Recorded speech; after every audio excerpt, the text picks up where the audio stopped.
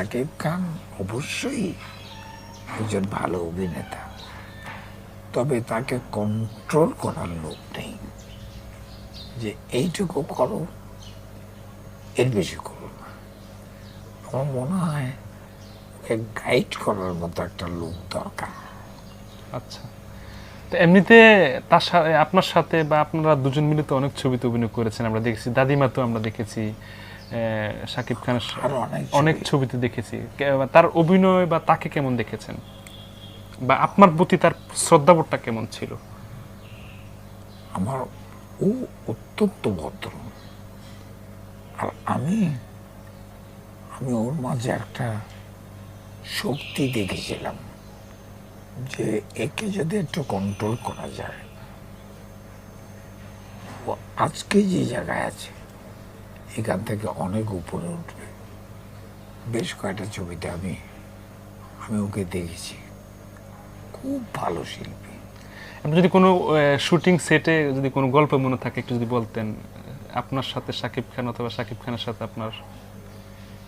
সে তো ওর সঙ্গে খুব বেশি ছবিতে অভিনয় করিনি, কিন্তু যখনই করেছি আমি অভিনয় করে সাকিবকে বলেছি, সাকিব আমার ঠিক ছিল তো?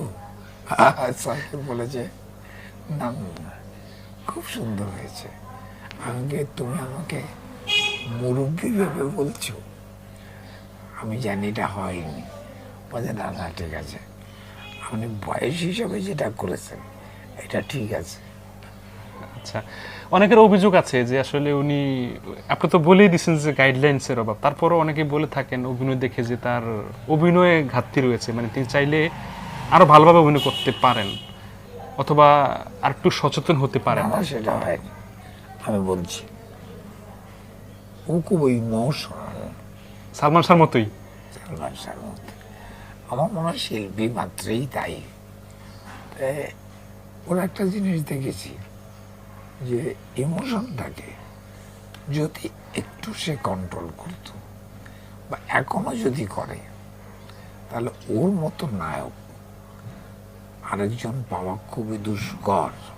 আচ্ছা, নিঃসন্দেহে সাকিব খান একজন ভালো অভিনেতা,